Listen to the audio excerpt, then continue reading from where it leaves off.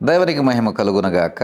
మరొక రోజు మనము చూస్తూ ఉండగానే అనేక రోజులు మన జీవితంలో దొర్లి వెళ్ళిపోతూ ఉన్నాయి. అంటే తొంగి చూసి వెళ్ళిపోతూ ఉన్నాయి. అంటే అనేక దినములు ఇట్టే గడిచిపోతూ ఉన్నాయి. అవి వస్తూ ఉన్నాయి, మనల్ని పలకరిస్తూ ఉన్నాయి. ఆ రోజులు మనం జీవిస్తున్నాం, ఆ రోజులు మనము మరి బ్రతుకుతున్నాం, చలిస్తున్నాం, మాట్లాడగలుగుతున్నాం. ఆ రోజులో మనము జీవించిన దాన్ని బట్టి భుజించగలుగుతున్నాం, భోంచేయగలుగుతున్నాం, పానము నీళ్లు తాగగలుగుతున్నాం, మన పనులు మనం చేసుకోగలుగుతున్నాం.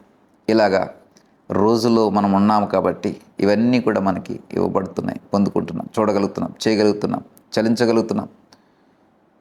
ఇవన్నీ కూడా ఒక క్రమంలో జరిగిపోతుంది. ఒక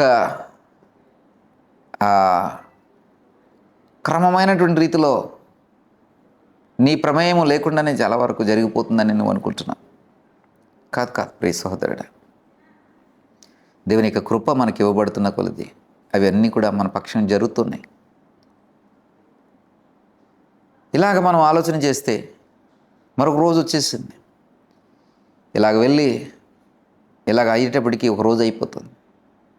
ఇలా లేచి ఇలాగా పని ప్రారంభించి మళ్ళీ పని ముగించే సమయానికి ఇట్టే అయిపోతాం.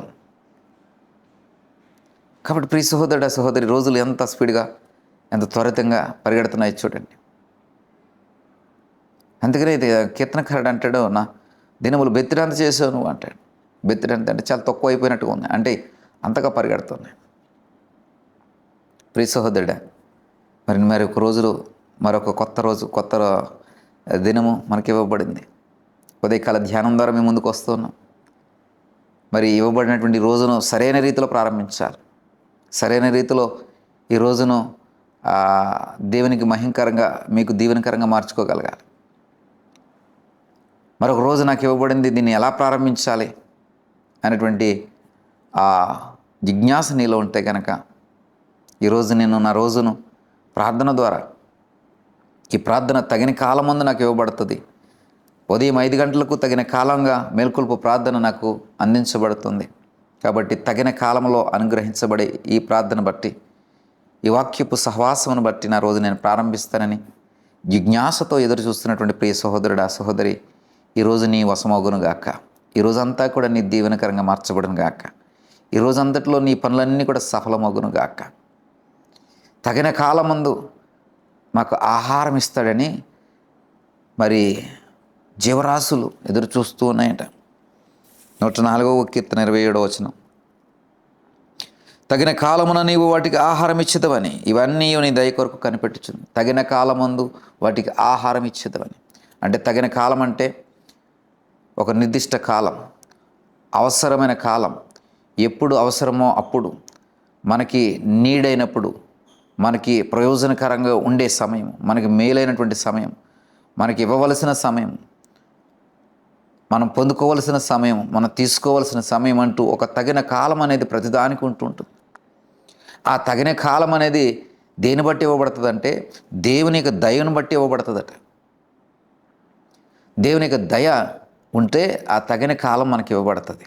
కాబట్టి ఈ తగిన కాలమందు అవన్నీ కూడా మనకి ఇవ్వబడతాయని ఆయన యొక్క దయ కొరకు కనబెడుతున్నటువంటి జీవరాశుల గురించి మాట చెప్పబడుతుంది.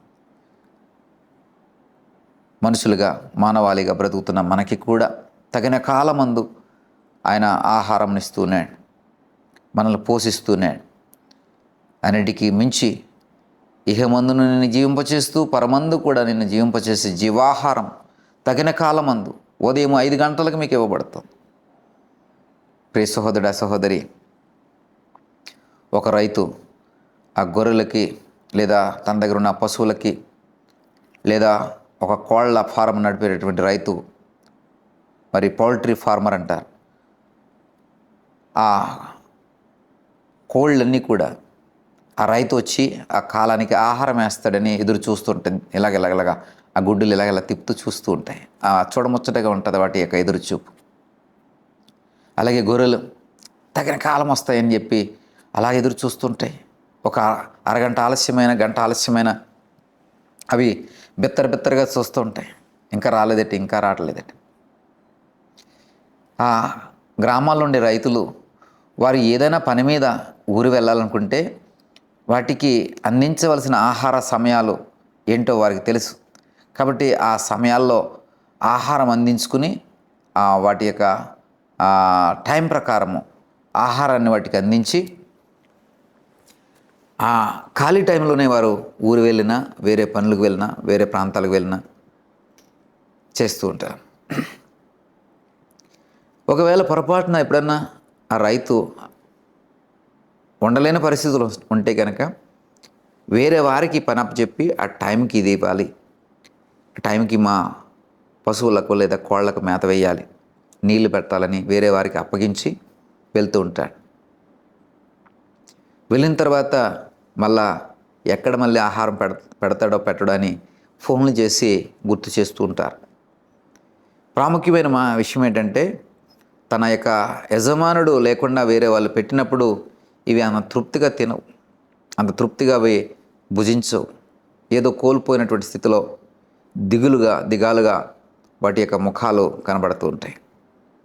ఎందుకంటే ఆ యజమానుడు తగిన కాలమందు ఆహారం పెట్టడమే కాదు, ఆహారంతో పాటు తన ప్రేమను వ్యక్తం చేస్తాడు.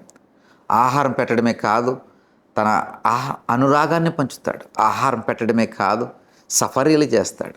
ఆహారం పెట్టడమే కాదు, మేలైనది వాటి ఆహార పెట్టే సమయంలో అవి ఎలా తింటున్నాయో చూస్తాడు. ఒకవేళ తినలేకపోతే వాటికి ఏంటి ప్రాబ్లము, వాటికి ఏంటి ఇబ్బంది గమనిస్తాడు. అవి భోజనం చేస్తున్నప్పుడు, ఆహారం తింటున్నప్పుడు వాటి యొక్క శరీరంలో ఏమైనా బలహీనతలు లేదా ఏమైనా దెబ్బలు, గాయాలు ఇలాంటివి ఏమైనా ఉన్నాయో కూడా గమనిస్తూ ఉంటాడు.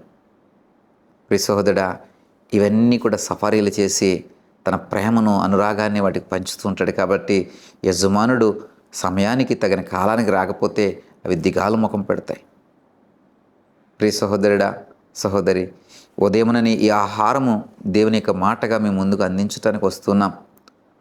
ఎంత ప్రేమ మీ మీద లేకపోతే, ఎంత ఆసక్తి మిమ్మల్ని బట్టి మేము కలిగి ఉండకపోతే, ఎంతటి తీవ్రమైనటువంటి ఉద్దేశము, సంకల్పము మీ గురించి మాకు లేకపోతే, మేము ఎంత ప్రయాస కలిగి ఉదయమునని జీవపు ఆహారాన్ని తీసుకురాగలుగుతామండి.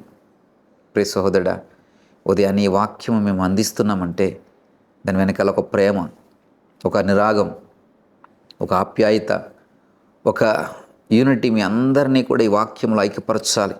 తద్వారా మనోహరమైన, మేలుకరమైన స్థితి మీ జీవితాల్లో కలుగ చేయాలని ఎంతటి ఉన్నతమైన ఆశయంతో తగిన కాలమందు ఈ ఆహారాన్ని మీ ముందుకు తీసుకొస్తున్నాం. కాబట్టి ప్రియ సహోదరుడా, సహోదరి, ఇవ్వబడుతున్నటువంటి సమయాన్ని గుర్తుపెట్టుకొని లేవండి, మేల్కోండి. ఒక గంట ముందు లేవడం వలన మేలే తప్ప నష్టం లేదు. ఏ కోణంలో చూసినా నష్టం లేదు.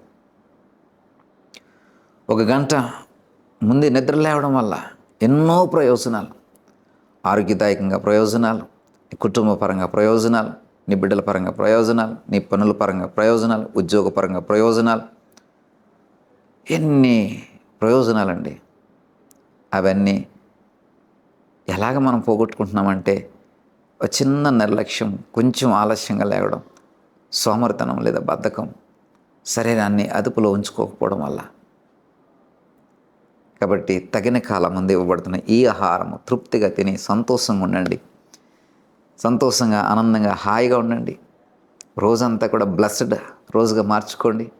దేవుడు సమృద్ధికరమైన పరిస్థితులను మీకు కలగజేస్తాడు.